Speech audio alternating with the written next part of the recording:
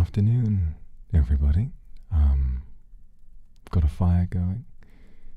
This room is a place I don't come to very often, but I think now that I've started feeling a bit better, I thought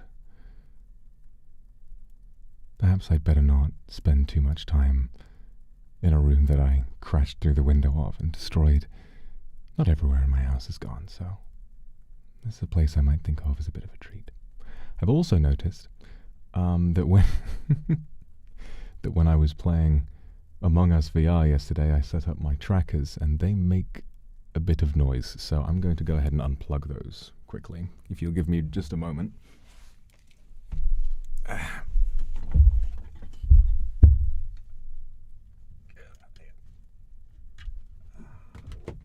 There's one.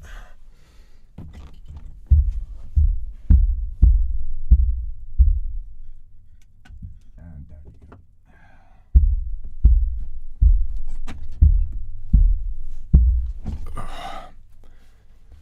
They make a faint sort of whistle, and for something that ought to be nice to listen to, I figured I'd better turn those off. Yubo, thank you for the Akasupa. I saw, it looked wonderful. May not be as perfect. We had many lovely kindred, and we watched the film and had a barbecue. I'm really glad you had a wonderful time. And Hudat, how are you? I'm doing well. I'm doing very well. Today, what I would like to do is to try something new. For a long time, I kept parts of my past a secret. And I think that before, I was struggling to come up with some things to talk about and some experiences that I could relate to you, because so many of them were hidden behind this secret that I was keeping. And those of you who watched the stream yesterday will know that I mentioned a feeling that I had. Apologies. A feeling that it was difficult to talk sometimes because I needed to keep thinking of lies to make up so that this would all make sense. But now I don't have to lie anymore, and I feel good about it. So, today will be the start of a long series of, well, I'd like to be a series of streams where I go into a part of my past and I tell a story about something that I went through, that I did, or that happened. It's also worth mentioning that thank you, Taya. It's also worth mentioning that I've had ideas for ways of telling parts of these stories that may be a little too much for me to just tell you face to face. So I've thought about potentially going back and doing some members content that sort of resembles audio drama, or maybe a sort of an audio book or something like that that you find interesting. So there's lots on the horizon, but for today we're starting a little simpler. This is not a very long story, but it's one that's very important. This is about how I met my good friend, turned belt accessory, turned chat mod, turned writing partner, Onigiri. For those of you who may be new around here, Onigiri wrote 80-90% of the script, there he is now, of the script for The Demon Hungers, which was my film. And if you haven't seen it, you should definitely check it out. Before that, he moderated in this chat as sort of a little bit of a double act that we had. But before that, he was my right-hand man. We weren't always, however, on quite the same terms, and we haven't always had the cleanest of a friendship. So, for today, I'd like you to sit back and relax as I tell you all about how many hundreds of years ago I met and befriended the demon known as Onigiri. You know, something I should tell you actually. It's quite a funny coincidence. Onigiri, obviously, being the name of a very popular snack made out of rice, also means in some forms Oni meaning ogre, and together they can be read as meaning ogre's duty, as this ogre has a duty to me.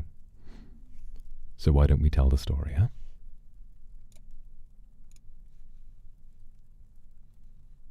Onigiri has sent me some notes, because there were some parts of this story that I was not present for that give you some interesting levels of context. So without further ado, why don't we take a step in and listen to something that happened a little over 411 years ago. The year was 1612, or around about then. And at this time, I hadn't quite acquired my love of being weak. I don't necessarily love being weak itself, but what I do enjoy is being weak enough to blend in and enjoy time hand in hand with humanity. Before this time, however, I hadn't quite developed my fascination with human beings, or my love for any of them, and I didn't really mind getting to a certain state. I might look like this more often than not. I need some water. I've got a little thing of sparkling water here. I ordered 2 this morning for breakfast, but the unfortunate thing is that the delivery man wasn't very gentle with them, and so the first one I opened earlier while I was setting this stream up blew up all over me, and I'm hoping that this one doesn't do the same. Let's see.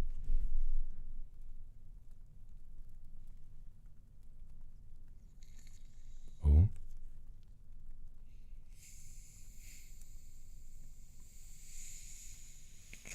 Ooh. I've already put my one shirt on. This is my one shirt that still fits, please.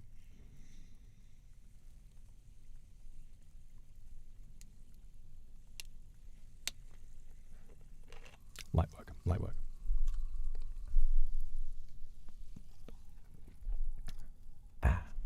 Okay. So at that time, I was happy to kill and grow and consume and to be feared.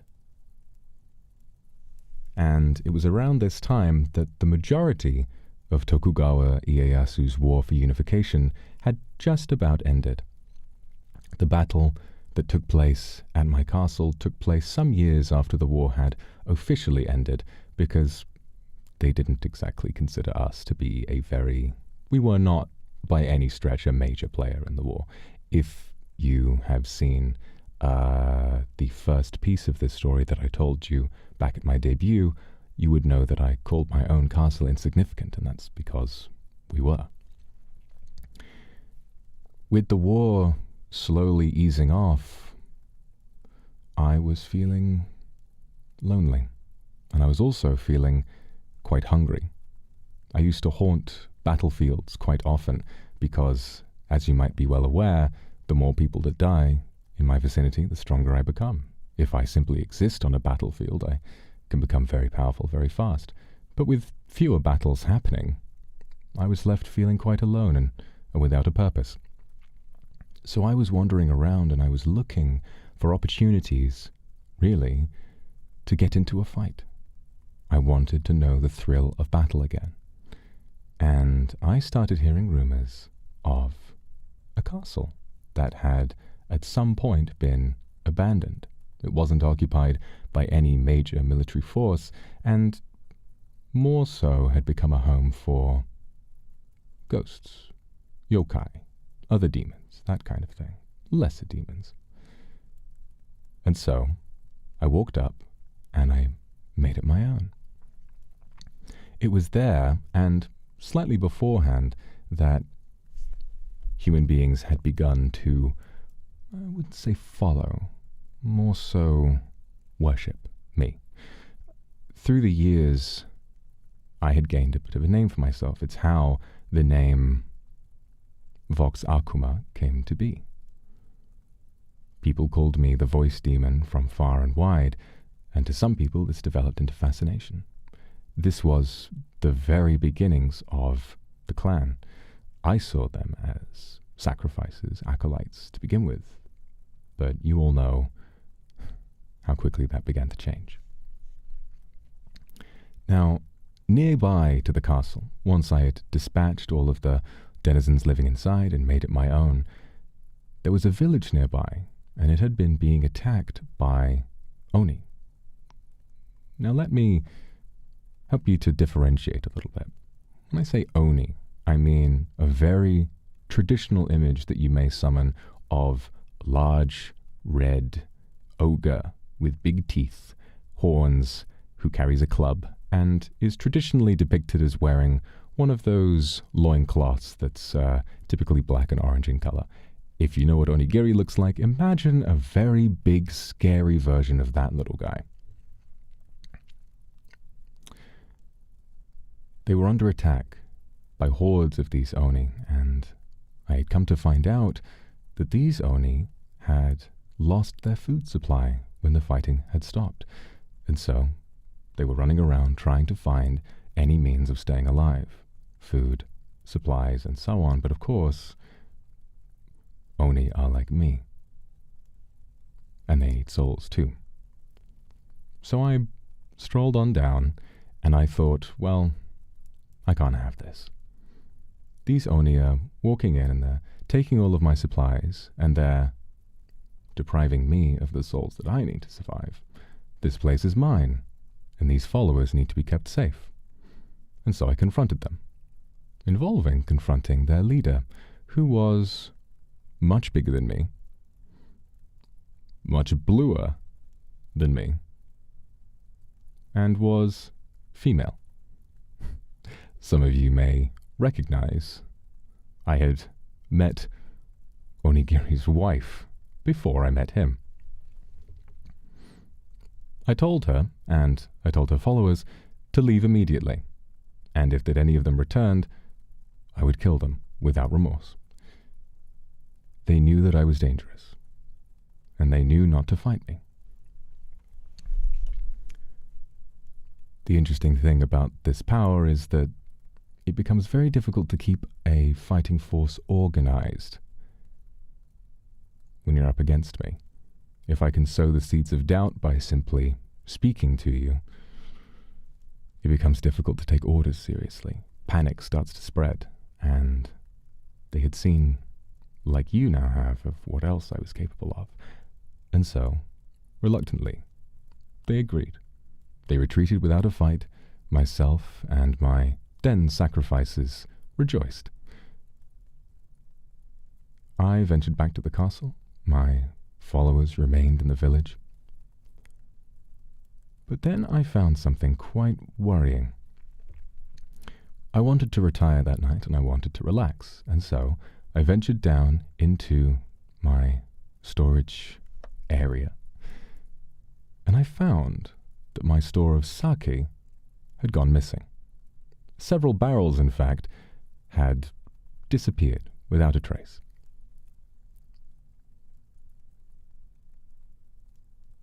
I went and I asked some of the few followers who I trusted to guard my castle, "Did you see anybody?" And they told me that a big red Oni had scared them off, drank several barrels on the spot, carried off a dozen more, but had left no footprints.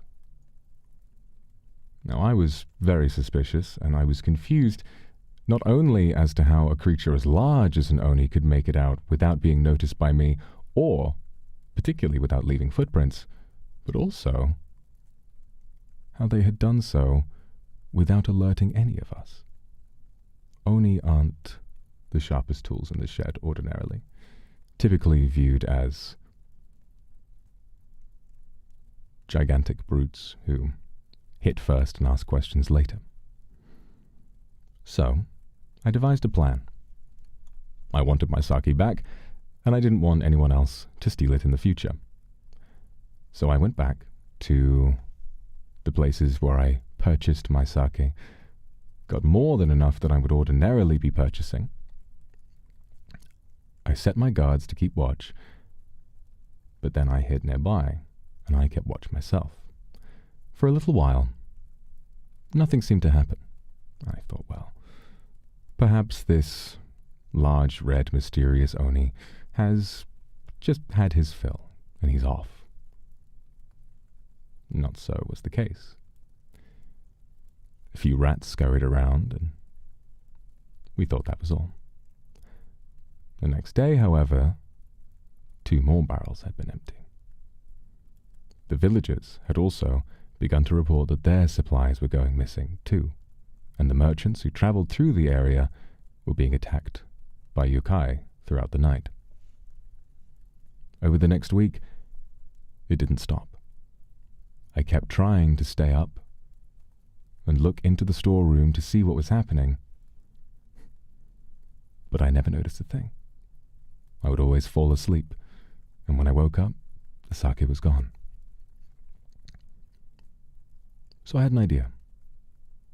I decided to do what at the time I had begun to develop a taste for. You already know this, but at the time it was living with these people that slowly began to grow my heart and endear me to these people. And I wanted to share some of my lifestyle with them. And so we had a tendency to host feasts, banquets. And I thought, well, now might be a perfect time. So I threw a banquet larger than I had before, brought out as much sake, food, etc. as I possibly could, and made it a real event to remember. Everyone from the village, the guards at my castle, all gathered and celebrated and had a party. I, however, decided to make myself scarce, and I ventured right back down to my storeroom, and I heard the rats again, and the sound of someone drinking. I wasn't about to let them get away. I ran in, but to my surprise, no one was there. I looked down, and I found something odd. A netsuke in the image of an oni lying on the floor. Now, for those of you who don't know, back in my day, a netsuke was an ornamental carving typically used to pin a satchel or some kind of bag to your sash. But they were usually carved out of something, stone, wood, etc. This one was, it looked like it was made of cloth. I've been exposed to supernatural creatures my whole life. I am one. And my suspicions weren't erased to begin with. So I looked down, took out my sword, and gently I poked it. And nothing happened.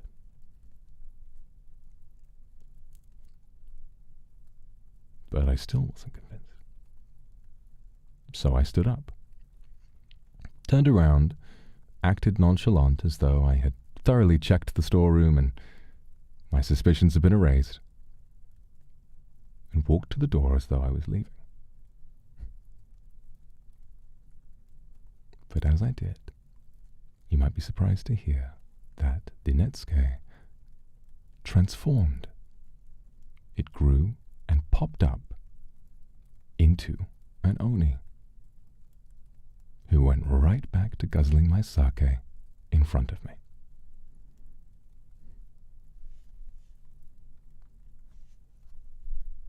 What you need to understand about me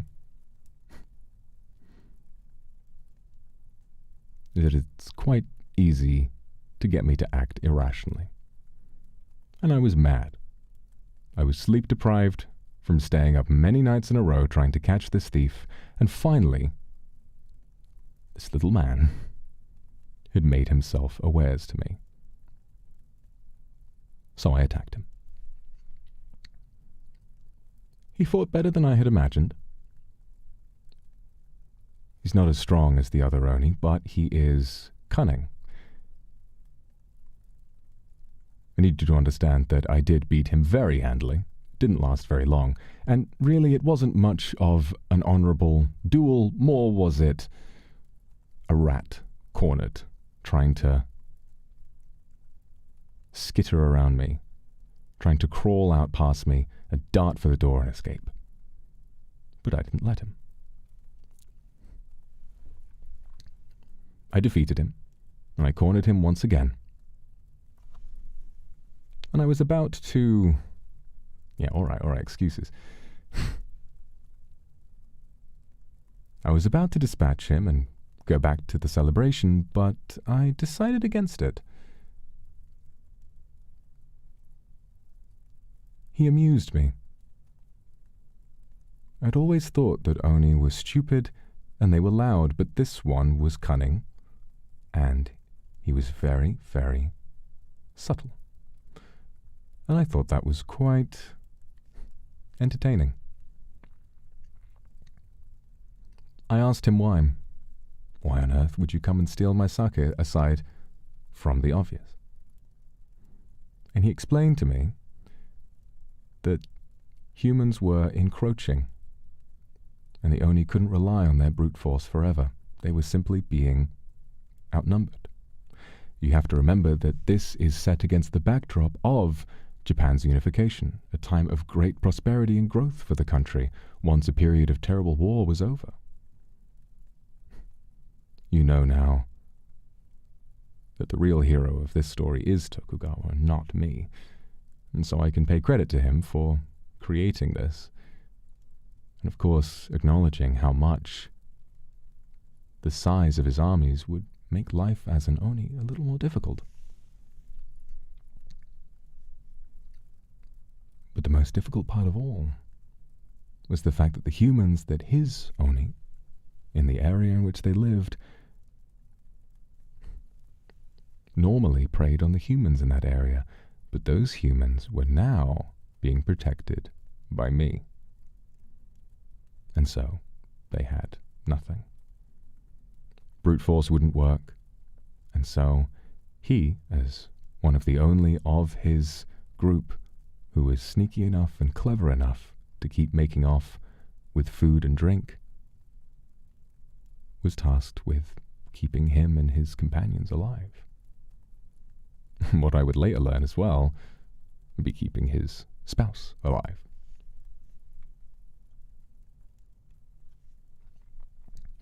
But I had a question. He'd proven himself to be cleverer than the average Oni, so I asked, why return to the same scene of the crime? Why keep coming back when you may have made it out without a trace, but you certainly didn't leave us thinking that our sake stores were all up to snuff? Why come back? And that's when I learned one of the most interesting things about Onigiri. Like me, he has a dangerous curiosity. He really wanted to see whether or not he would get caught. And he'd known, because as we now know as well, this little guy can shapeshift. He'd blended in with my people for quite some time and had been watching me. And he knew, based on the temperament and the way that I had been changing, that I probably would be too curious to kill him. And he was right. So I asked him, well, you got me. But now that you've explained everything, my curiosity is sated. I don't need to know anything else. Why should I let you live now that you've caused me so much strife? And he made me an offer, and, feeling generous, I accepted. He gave me the opportunity to keep the Oni away from my people, and I agreed to spare him and to let him come back and drink occasionally, but only for his services as a go-between between myself, my clan, him, and his people. We shook our hands, and we sealed the deal, and he shape-shifted into someone convincingly like one of my clan members, and slipped right on out before vanishing. He came back the next day and told me that he was the leader of this group of Oni, and that the large blue Oni I had met before was called Aoi, his wife. And that after this deal, after the arrangement that he and I had made, talking her down and sating her pride became a daily struggle. She wasn't happy about it to begin with, and had never been a fan of me. I have to admit, in spite of my curiosity and my fondness for him, I did find him irritating. And of course you know I still do. He's snarky. He's full of himself. But it was nice. We had fun.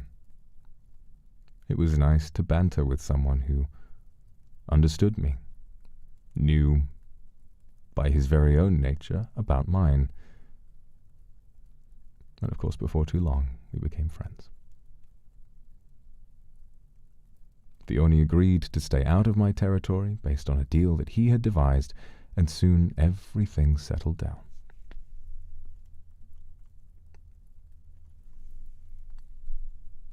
And so, Onigiri became almost a de facto member of the clan. He didn't stay permanently, but he came to visit for long periods of time, enjoyed the parties, enjoyed the festivities, was friends, and loved by all of my people. Well, most. Some found them irritating, like I did. And you all know what happened in the years following. The castle was, for all intents and purposes, a paradise, albeit with a very dark secret. For the most part, some made it all the way through their life with me without ever running afoul of a bit of bad luck or the urge to run away. For those that stayed, for those that were loyal, it was paradise. There was very little tension between my clan and the yokai. I managed to keep everyone in line, as you can imagine. But the Oni understood much better than the humans in the surrounding area and my own people just how dangerous I really was. And of course, there was some tension because they didn't enjoy being forbidden from eating any of my people. But I wasn't about to let that happen. They were for me. And as the clan grew, Onigiri's job of keeping the peace between the Oni and my people became harder and harder. Sometimes when I went out to do something else, he would stay as a sort of bodyguard to make sure that no one else would come in and harm my followers while I was away. He would fight off angry yokai, hungry beasts, all sorts. But soon his strength, which he has a harder time hiding than I do, it began to make my people scared. And they slowly started to dislike him a little.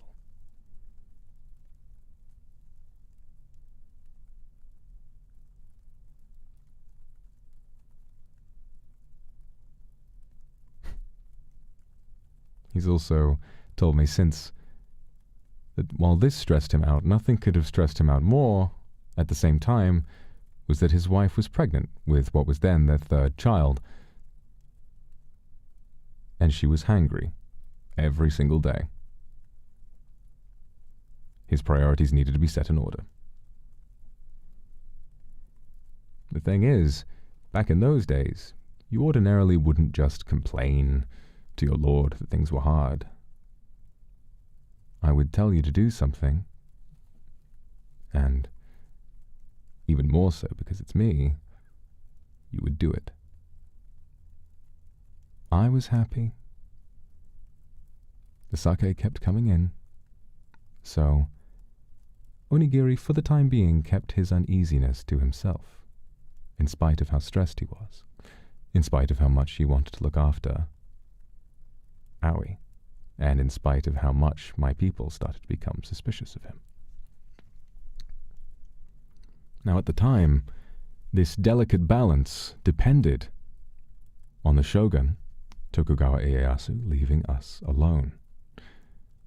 We had hoped at the time that he wouldn't be able to tell who, or what, rather, I was, because if he did, he might be able to put a force together big enough to wipe us out, no matter how powerful I'd be able to become. As more and more people made the journey to Akuma Castle, hearing stories of me, the celebrations, the warmth that they would feel when listening to me, the population grew and grew to that fated number, and then it was only a matter of time. So that's the story of how we met, but you've seen many perspectives on the battle itself. Where I was when the first rock was thrown, or rather, who the real person to blame was. Have you ever wondered where Onigiri was during the battle?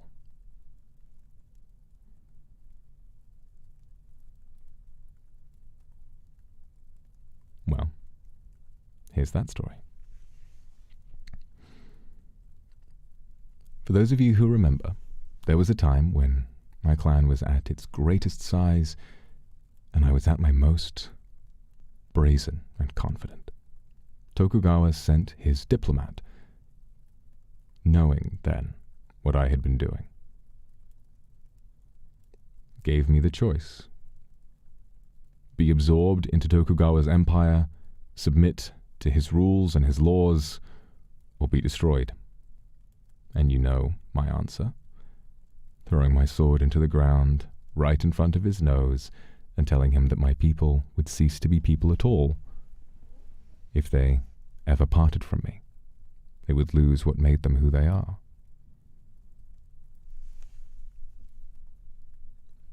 I told my clan to prepare for battle, and didn't consult Onigiri or any of his yokai beforehand.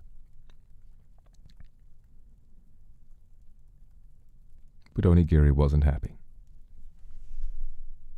And in retrospect, of course, I understand why. My confidence and my history of mostly winning my battles had made me a little bit of a subpar tactician. And he knew that I was walking right into my own defeat. And so he confronted me. He told me that what I'd chosen was the worst possible outcome. There would inevitably be bloodshed on both sides. And he knew that just one soul would be enough to turn me into a killing machine. And you know what happened next.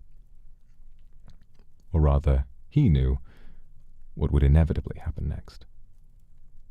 It would accelerate, grow out of control, and I would lose everything.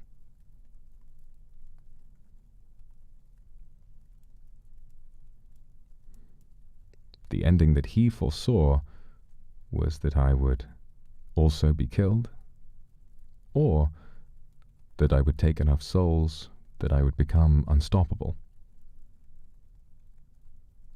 I'm very glad that the first one almost happened.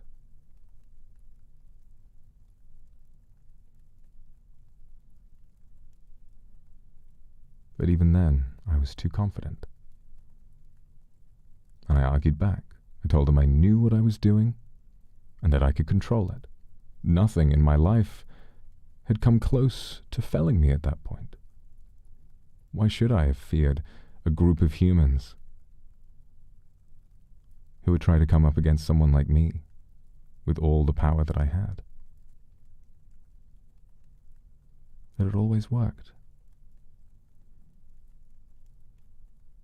Until that day. He reminded me that I'd never been quite cornered before, nor so in such an emotionally charged situation.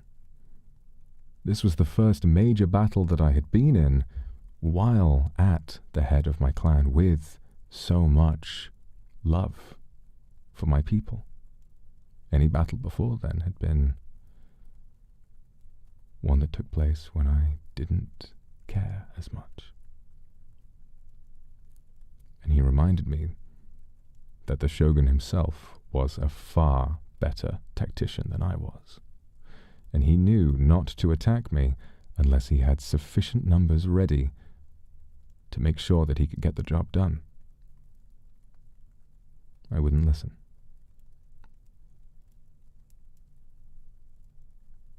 I ordered him to shut up and told him to go and get ready for battle. But to my surprise, perhaps not to yours, he refused. He called me a traitor and accused me of throwing my life away and our friendship out of stupid pride. And what chides me is that he also blamed my attachment to my kindred. He didn't understand it.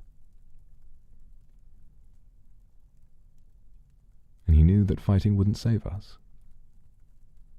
We were all going to die anyway. If not by Tokugawa's hand, it would be by mine. I asked what else I was supposed to do, and he suggested that I should take some souls now. Find a group of kindred that I thought showed signs of deserting. Take them away from the castle.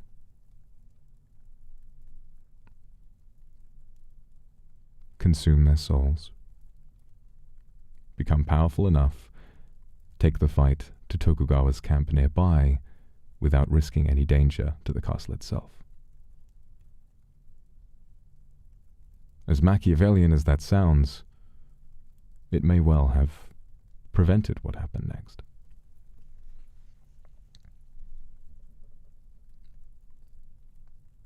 But you know me. You know I couldn't stand the thought. You know I couldn't stand the thought of something that would make me so upset. I was at my most emotional. I had spent nights convincing myself, only one at a time, and only if they desert. They know what the consequences are and they can choose to live. That made it feel okay. And suggesting what? That I pick a certain number at random and use that power? I didn't want to.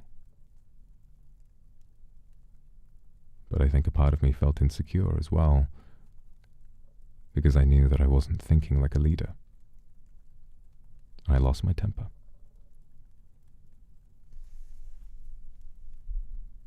It was when I was about to lose that temper with him that he asked me something. Something that would push me over the edge. He asked me, why not? If I was in control, as I said I was, if I was confident enough, what was I so afraid of? Why even keep livestock if I wasn't going to use them? lost it. I didn't want to listen to any more. And I can look back on this with some fondness, because I kicked the shit out of Onigiri, completely unopposed. He didn't stand a chance.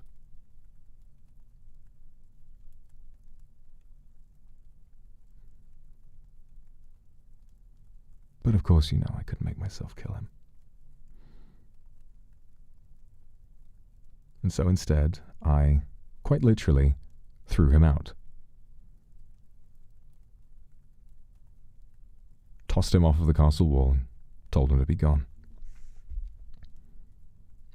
I collected myself, and while on that wall,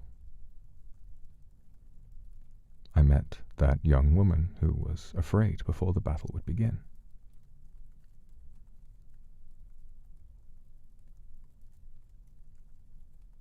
We had that conversation you've all heard so many times.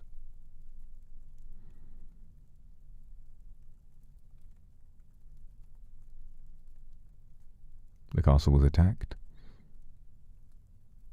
and all it took was one person's soul to fly inside of me, and well, you know the rest. The castle fell, and in more ways than one, it was my fault.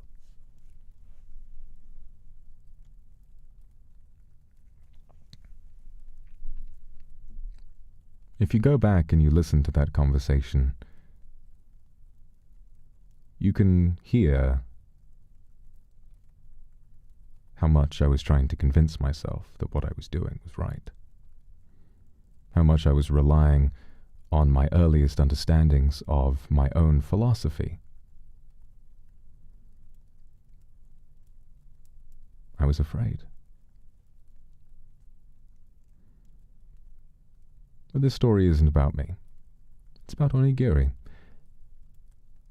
And once I'd thrown him off the wall, he was so angry and humiliated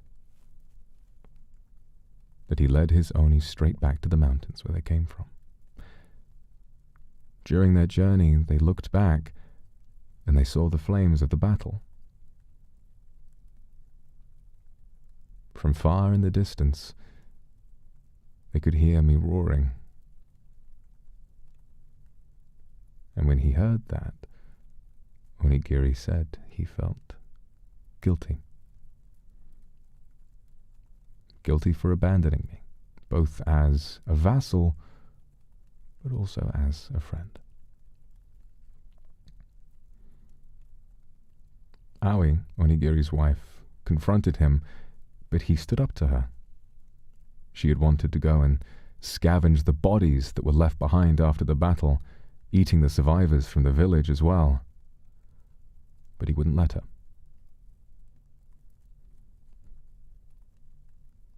We've talked since and realized that if this had happened, if he and Aoi and the rest of the Oni had come back and explored thoroughly enough, they would have found me in that cave. And I might have met a much more grisly end than I was prepared for. So I owe him that.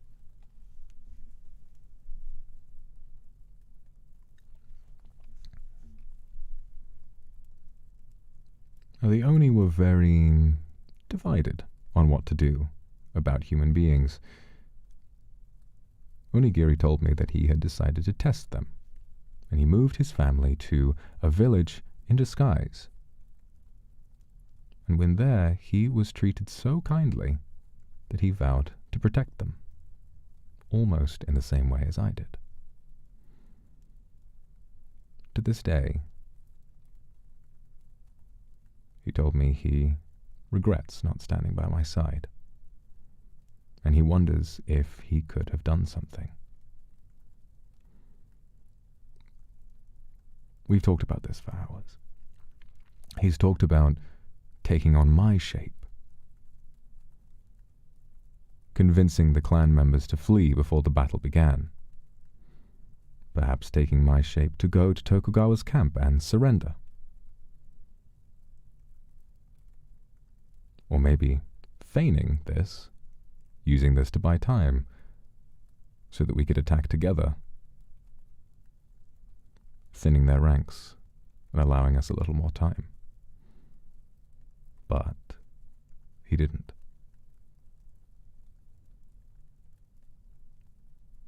He just left. A lot of you should take advice from Onigiri, because in the years following, he's been going to therapy. Because sometimes he can still hear that roaring. When the castle burning was just a flicker in the distance,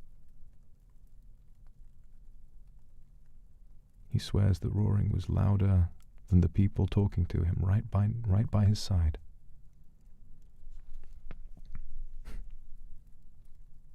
It's okay. I know I forgive you, Onigiri.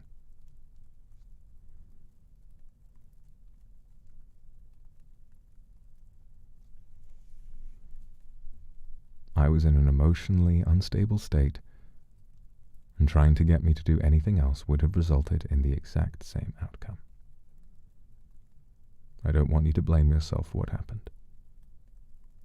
You and I both know that what happened that night was my fault and no one else's.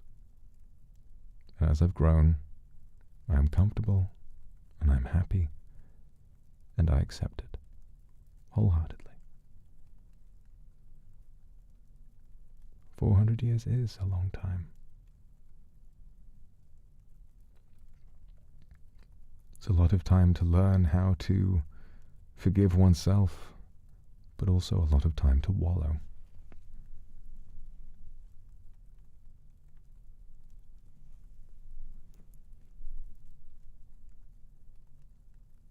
Thankfully,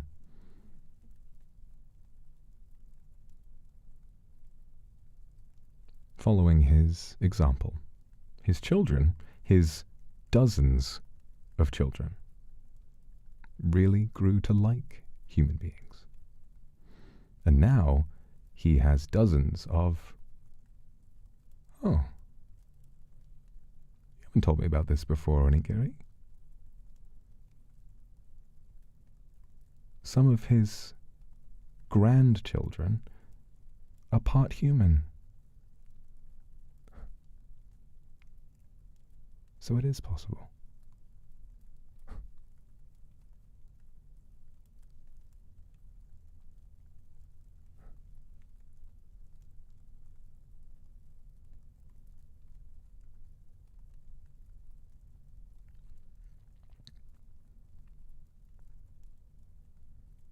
Yes, grandkids. Onigiri and I are very old. Had I been starting the kind of lineage he had been starting, oof, I'd be a great something by now.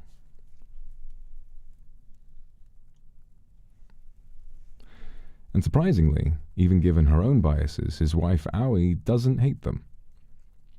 But apparently she thinks they smell weird, and she still hates me. She's seen the film, by the way. She saw the demon hungers, and apparently it made her a little more sympathetic.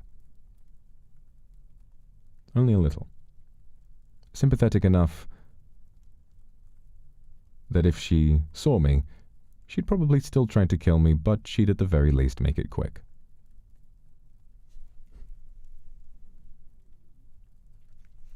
Now, in recent years, or rather, in the time until now, Onigiri and I did not spend too much time together. There was a lot of damage between us, and we ran into each other every once in a while. There was a time when we unexpectedly made a little rendezvous. You can hear about that if you watch the last storytelling stream I did. But we never really reconciled. At least not until a few years ago. When we reconnected, it was very awkward. We tried standing in the same room and talking about what had happened, even though it had been so long ago.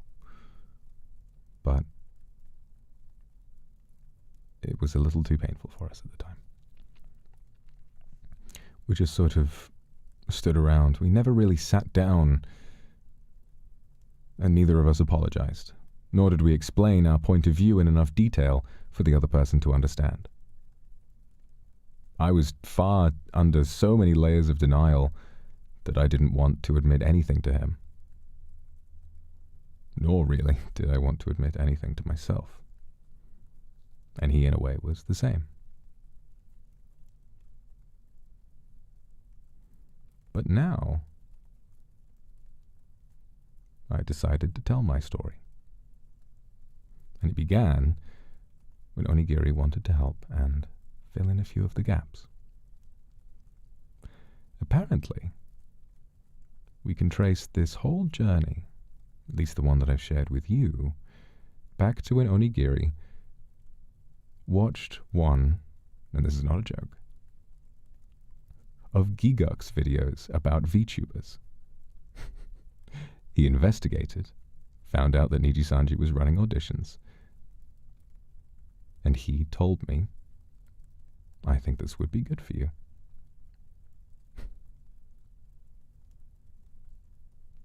And so I went for it, and here I am today.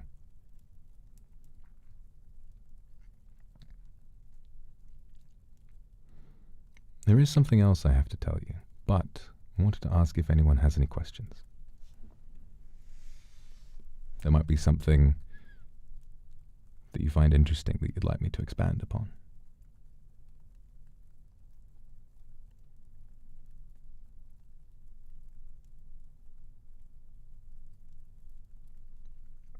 Does the girl on the wall have a name? I'd like to believe I knew every citizen of my court personally, as I told you, but it's a lot of names to remember. And as you know, I don't have the best memory in the world. So as the years passed, unfortunately, I don't remember her name.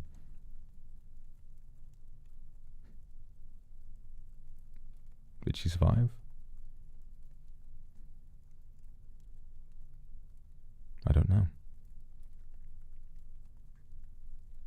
She was right there with me on the wall when the battle started, so I don't think it's likely.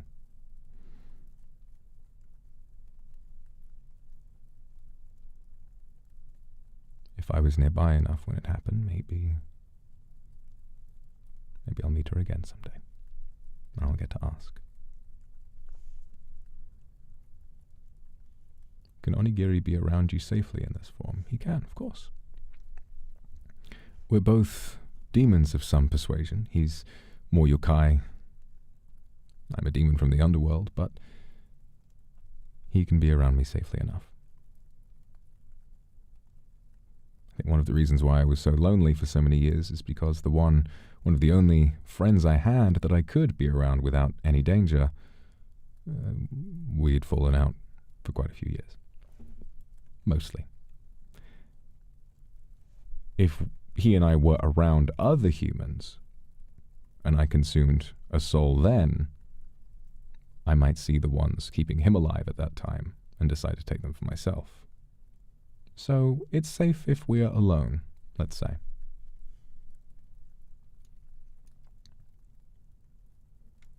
Is it possible that one of you is one of Onigiri's grandchildren? Now, Onigiri, listen. I don't know how prolific you and Aoi were. Children in the dozens. I'd say there's a good chance. You know how Genghis Khan is supposedly a father to, or a distant ancestor to something of an eighth of the world's population? I don't think Onigiri is that prolific, but he's him and Aoi certainly, they are happy together.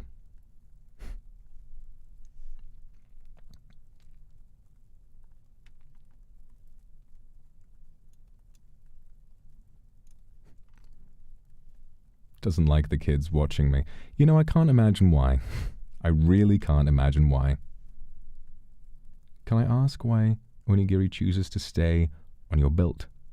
He's old with his family, so why is he still with you? Well, the simple answer is the fact that Onigiri, this was the first time really that he had to truly spend with me in a very, very, very long time. And as you also know, now that you've heard the story, he was filled with a lot of regrets. And he knows that I have a good heart, and he knows that I mean well. But I think for a while, he was worried. I think for a while he was worried that if he didn't step in, and if he didn't help me through those early stages, it might go badly, just like it had before. So, for the start of it, what you may be surprised to learn is that Onigiri hung around on my belt because he thought, first of all, it'd be a nice visual motif. It would sell the idea to you as newcomers to my life that I am who I say I am. Transforming into that little guy with that little face. It's a familiar icon, isn't it? He thought it would look nice, and I thought, it's a nice idea. But also, what you couldn't see is that when he was hanging out down there, he had enough space and time to keep an eye on chat. And that was his job, to start with. He was a mod. Mostly to make sure that all of you were having fun, but he also made sure that just in case anyone came in who might know something about me, or perhaps someone who came in with the intent of riling me up and intending to cause a problem, he could get them out of my sight before I had a chance to make the wrong choice again. And for a while, that was what happened. But what many of you know is that some months after we started, Onigiri left his position as a moderator. Some of you might wonder why. I told you at the time that it was because he wanted to pursue different things, and indeed, at around that time, he had begun on the script for The Demon Hungers.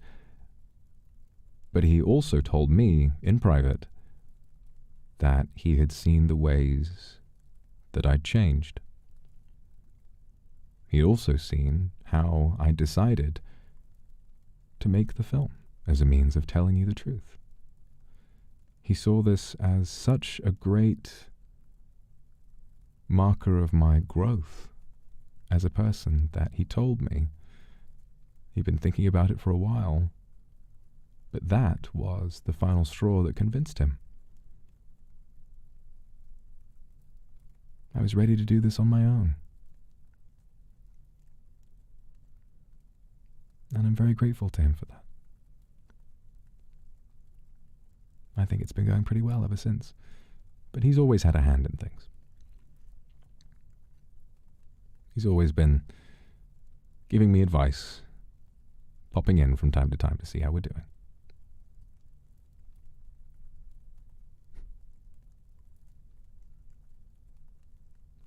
Does he still see you as livestock? I hope not. Do you? So proud of me that you could bust at the seams. No, he doesn't. So there you go. His perspective has changed, as has mine. Now, interestingly, after giving me the notes he did on his perspective at this part of the story, Onigiri gave me something else. He gave it to me in the post. Couldn't come to give it to me in person because I've been hiding away, but he sent me a letter, a physical letter, and I have it here. I haven't written it. Of course I didn't write it. I haven't read it yet. I don't know what it says. And he told me that I should read it to all of you.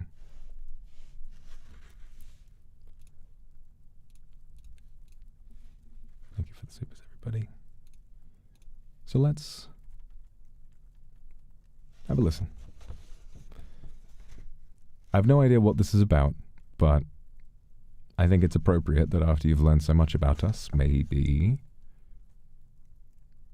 you and I will learn something together. Let's take a look.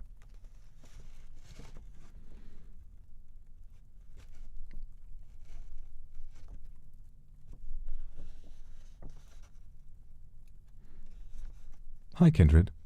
It's Onigiri. I'm writing this ahead of time and hoping my lord won't do yet another stupid voice when he reads it to you. Don't worry, I won't. I've gathered my thoughts on the current situation, and while it looks like he's feeling a little better, I'm guessing that telling this story has thrown him back into Edward Cullen mode. Oh, you didn't have to write. Okay. As much as it hurts, I want to say he's not totally wrong. He is a demon. He's destroyed hundreds of innocent humans who won't even get the mercy of death, and he's too big a coward to keep from hurting more of them. That's seriously not something you should ignore, because he's got nice tits and a nice voice. Okay. He lied to you about Tokugawa because he wanted sympathy, when he was the one who did it all along. There's no excusing any of that. You're a real fucking comedian, you know that, Onigiri? Anyway. Here's the thing, though. There's a difference between excusing someone's actions and forgiving them for it. My lord thinks what he's done is evil and unforgivable. But I disagree. I've been around for a long, long time, and I know what evil looks like. And I know what it looks like when someone who's done evil things without meaning to is in pain, because they don't know how to make it better.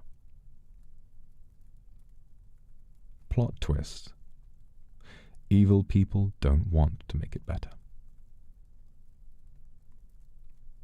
I'll say it again, Vox Dono. You're not evil. It's not stupid or wrong for people to forgive you.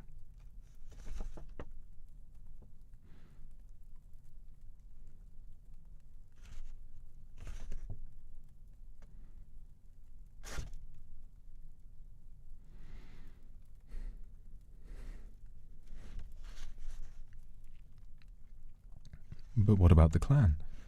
And what you did to Jiro? Well, my lord, when you first told me everything so I could make it into a script, I couldn't sleep that night. I had to keep checking on the kids to be sure they'd wake up.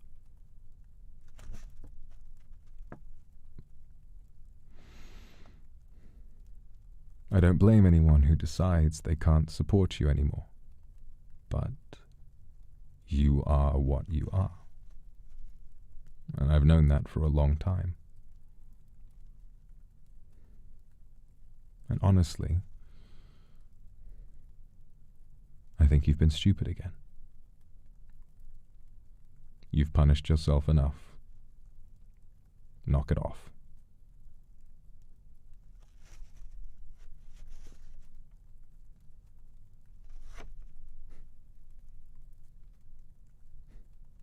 Just think about it. You had so much fun the other day that people had a field day just putting all your laughs together. At your meet and greets, Kindred told you to your face how much you've inspired them. Think of the friends you've made since you've joined NIJI, all the money you raised for charity.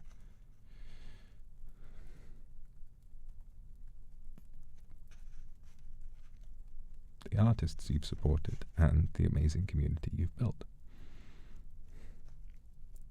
It doesn't undo the harm you've done, but so what? You can't unkill anyone.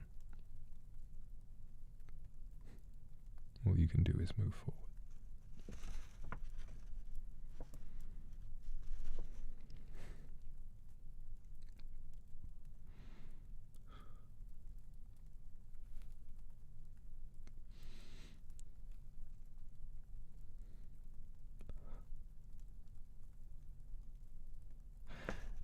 now I finally get to say this. Do you know, Kindred, why I always give my lord so much crap? It's fun, yeah. But it's mostly because he hates it when I'm nice to him. He's got so much self-loathing, it genuinely bugs him for someone who knows the real him to say he's not a monster.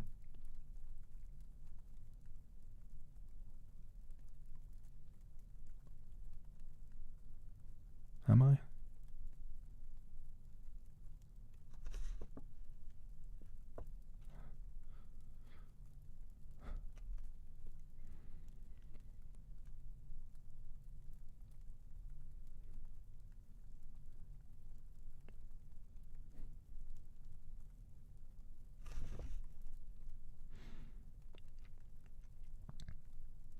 Now that you all know, too, and you said it was okay, he lashed out.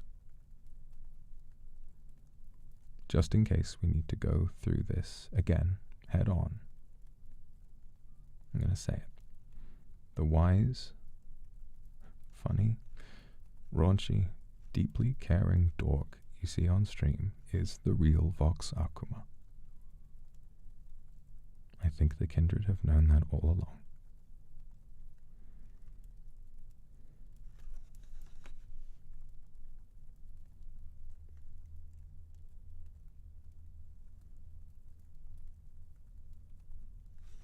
There's more. And now you know exactly what he's done. You can decide whether or not to forgive him.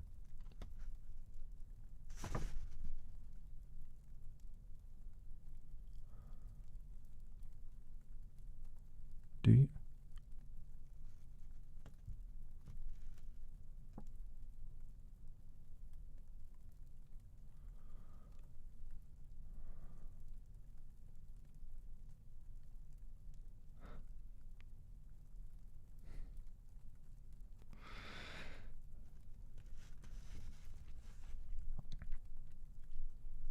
I can hear Vox Dono now, even as I type this on my itty-bitty keyboard. No, you only love me because of voice magic, you're all wrong. These are the tits of a killer, etc. No shit, my lord. We've always known you have a magic voice, and I've always known you're dangerous. I guess it's time to tell everyone this bit too. You all remember how I quit regular moderation and have just popped in here and there without staying at my lord's side? Well,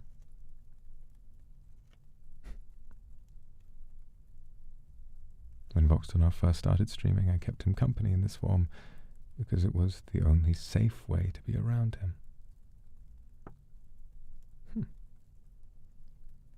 Yokai souls are like rice crackers. The demon would need to eat a dozen of us to feel anything. We both know there was more than that, wasn't there? But it was cute, wasn't it? And he continues, but he was getting hungrier. And when you're starving, even a crumb looks pretty good.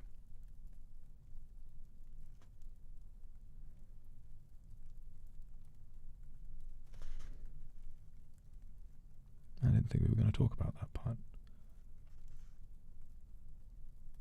He was scared of what might happen, and honestly, so was I. So I left.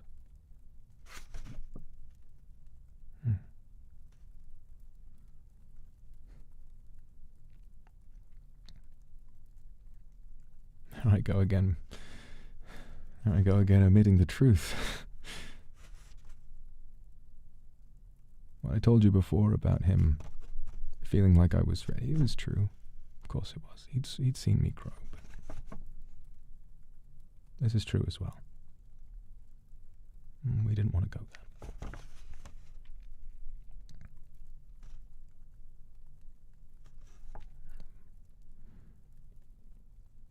So this is the end of it.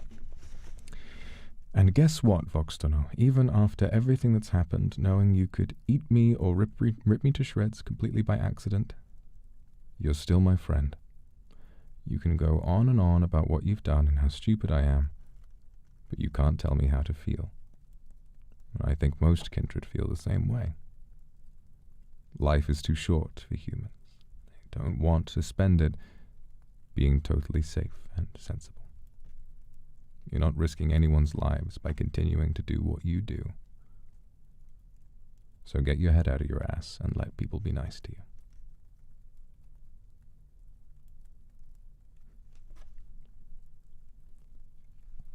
He says, that's about it from me. Getting to say this stuff,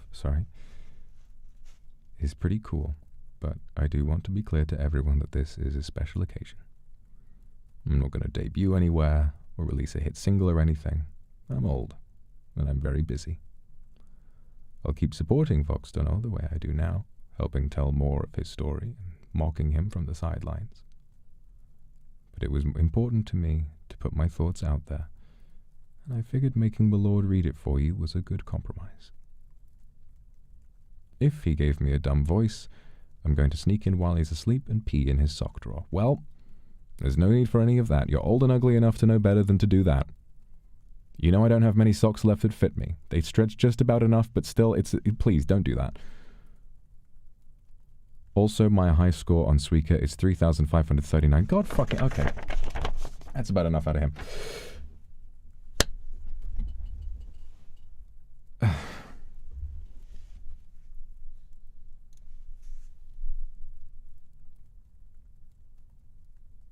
But he's right, isn't he? I have been too hard on myself. And you can acknowledge and accept what I've done, but it doesn't stop you from forgiving me.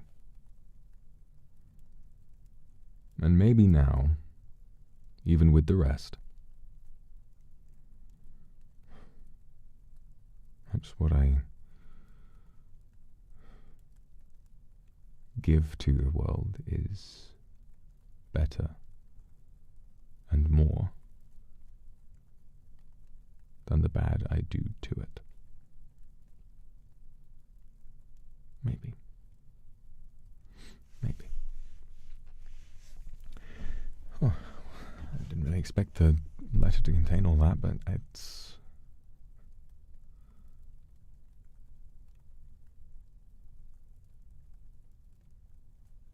I'm glad. Glad I got to read it. So that's that. That was the story of how I met Onigiri, where he was during the battle, and then what happened next.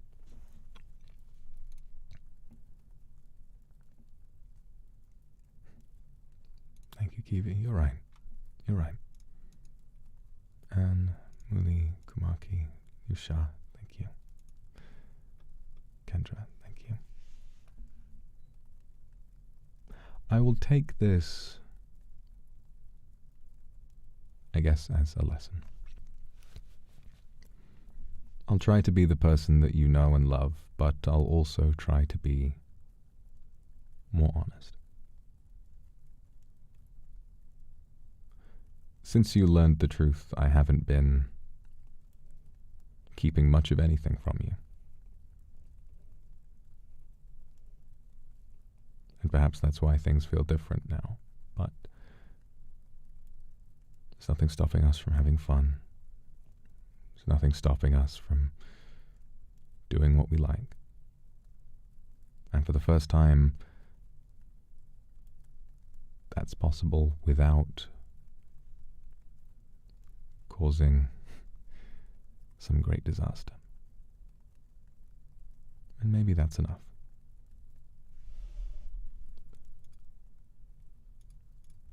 Thanks, baby. Chen, thank you for the Akasuper as well. Happy birthday. I hope to spend a longer time with you too. like to ask if there is an opportunity to print the signatures. You know, I will ask. I think signatures would be a nice touch. Justina, Black Crown, and Pan Pan, thank you very much. And Pei Ying, thank you. So, that's a big part of my life. It's not just a story that happened a long time ago, it's something that affects me to this day. And there are more stories like that. Lots of them. There are stories about what happened after. Stories about the years I spent before, the different places I've been, some of which may really surprise you. Yesterday I wasn't lying when I'd spent some time in the Old West.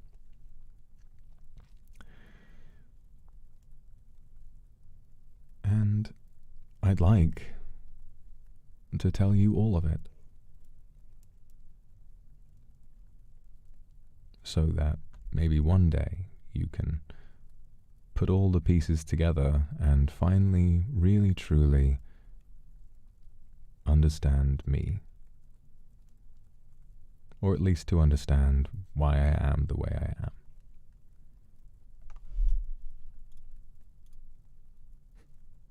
Ignis, thank you, as though he wasn't yesified already. Luna, thank you. Sabina, thank you. Daka, thank you. Anon, Endak, Cello, Lou, thank you. I know you do.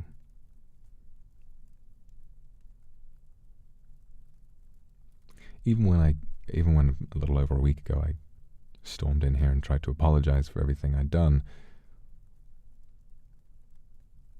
I think I knew you'd still have feelings like that, so I don't want to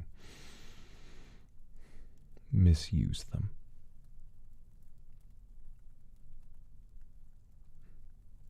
Thank you for believing in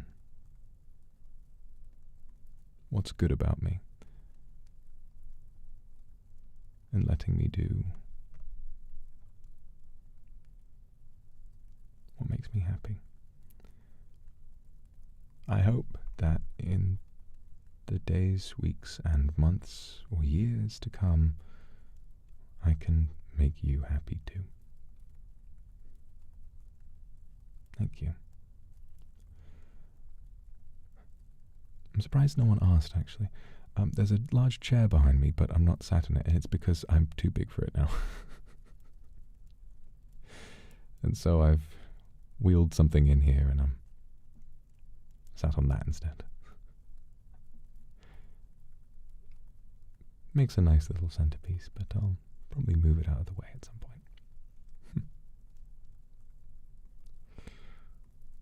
Very uncomfortable with the wings. So that's that. Thank you, Nyanya, Sunny, and Rebecca. I have to go. In a little bit, I have a doctor's appointment that I'm going to go to online.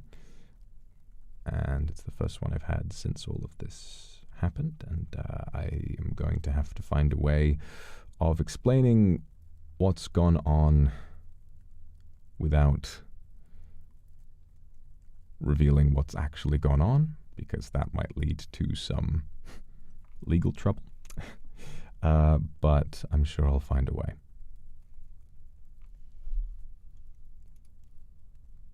Olivia Sao Yure, thank you for the Akasu Prime. Oh, happy birthday. I'm glad I could have given you a gift. Grill, no, you're right. It was very touching. I knew he was a good writer, but really tugged at my heartstrings. He knew just the right things to say to piss me off.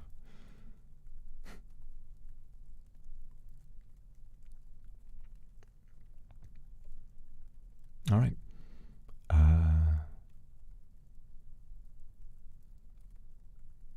That's that. So, thanks everyone for all the support today and for helping me believe that this is a good thing to do. Thanks Ignis and Lily. and Kumaki very much, and to everyone who has stayed around and listened to me spin this old stormy yarn. I'm excited for more of these stories. Not all of them are sad, and not all of them are this emotional. Some of them are more funny, and some of them are a little more action-packed. So we'll see what happens, and when we do, I will see how you like it. Bye.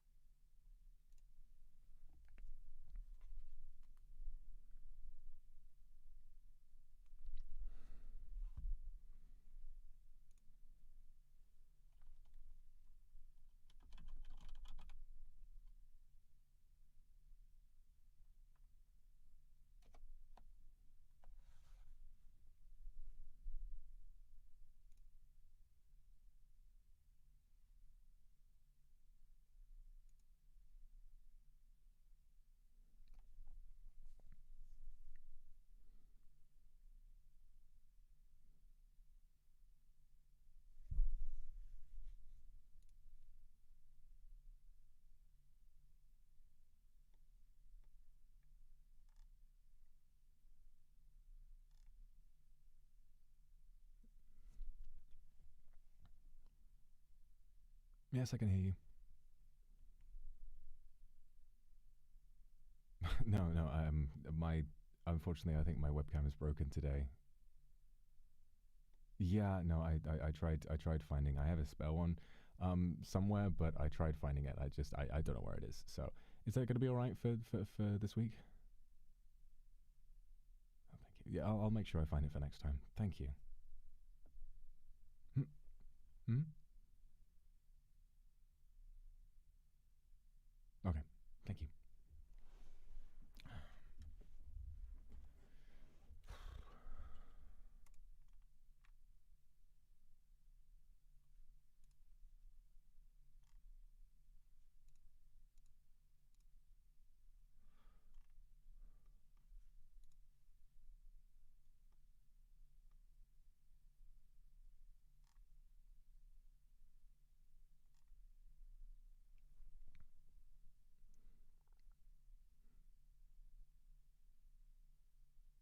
Hi. Yeah, I can hear you.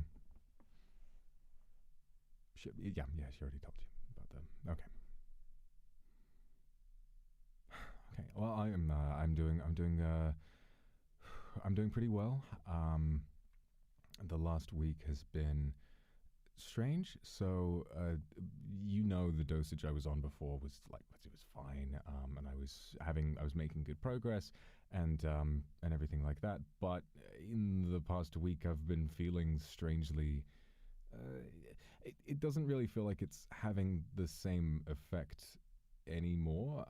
And I kind of wanted to ask if we could experiment with maybe a slightly higher dosage, perhaps.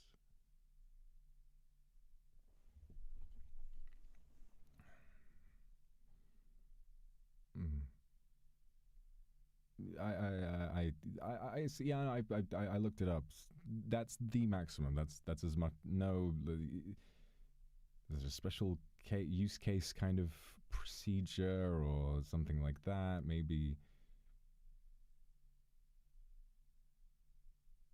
But no, that's fine. I know you have a process and stuff, so that's completely fine. Yeah, of course. No, I appreciate it. It's just one of those things. Um, I mean, is this normal? Do people have this kind of a reaction to it ordinarily? Okay. Um, well, yes. Of course. So we'll keep it the same and see if it improves. Okay. Well, yeah. The one other thing that I did want to ask you, because I think otherwise, I think I'm okay for the time being. I mean, it's not as good as it was, but it still helps. Um, I just wanted to ask. I got my prescription for the next 4 weeks in the post, but I sorry. I've been quite sick for a little bit. I mean, that might be why, to be honest, why the perhaps it what didn't really feel as effective. Well, you know how it is. It's contagious. It's sort of a viral type of thing, and I'm quarantine exactly. I'm just quarantining at home for the time being. Trying to keep safe and keep away from people. And Of course, you want you. Thank you. And really, I'm sort of worried about going outside because I don't want. I think more than anything, I don't want to go home with. I guess sort of. I mean, you're aware that this medication kind of amplifies the experience of anxiety, right? So, what I sort of wanted to. I feel as though if I was to go out at all at the moment, I'd probably be experiencing a lot of that anxiety, wondering if I had kind of spread this to someone. It's just I don't know. It's just something that I have, and I wanted to ask if it would be possible for. Well, I don't know if this is typically done, but you trust me. You've trusted me with this medication so far. I'm wondering if it would be possible to have it mailed physically, like the medication itself could be sent to me by post, perhaps. Right. Well, I mean, No, I understand it's difficult. It's a controlled substance that it makes perfect sense. But I mean, I'm sorry. Is there no way at all? Like, there's no precedent whatsoever for the idea of a mail order for this kind of thing.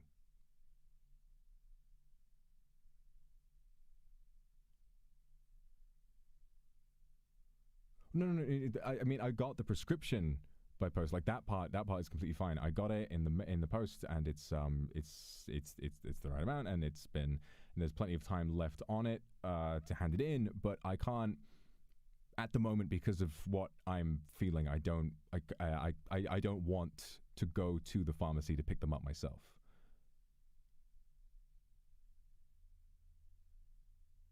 What? I don't. I don't. You know this. I don't really know anyone that I can ask to do that for me, and I'm not terribly friendly with my neighbors either. And I'm just a little. I'm sorry. I'm a little worried about interactions with really anybody, and the only way that I could avoid that entirely would just be to have them packaged up and sent to me. That's all. I understand it's not really done typically, but I was wondering if you could really make an exception, because I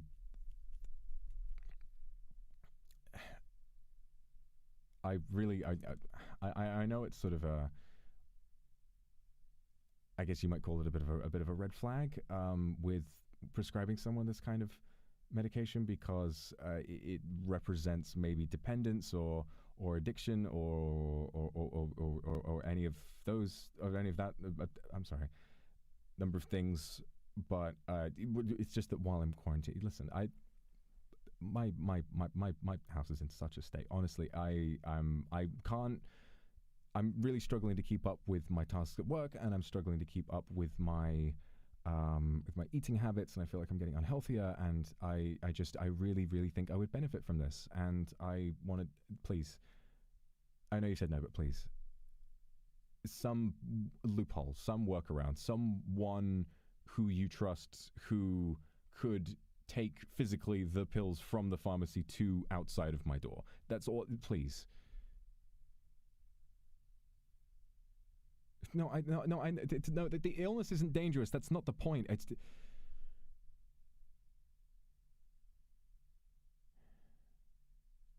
Okay. Listen, I'm really sorry. I don't mean to give the impression that this is something I can't be trusted with. It having a different, you can tell. Yeah, of course. You know me.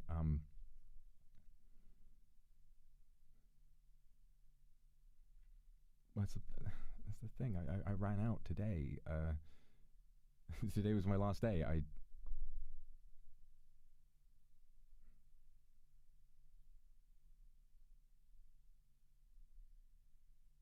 Okay. It's okay. I mean, what else can we do? But I mean, I can't. I really can't.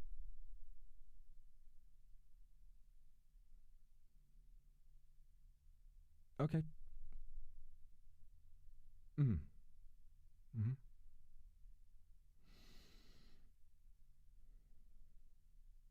Yeah, we could, 3 or 4 days. Okay. Mm. Yeah, we'll see. Yeah, see how I feel then. Okay. That's. Thank you. Yes. That would be really good. So we'll organize that for. Yes, I ought to be free then. Okay. All right. Thank you. Yeah, I'm sorry. Okay. Thank you. Yeah, you too.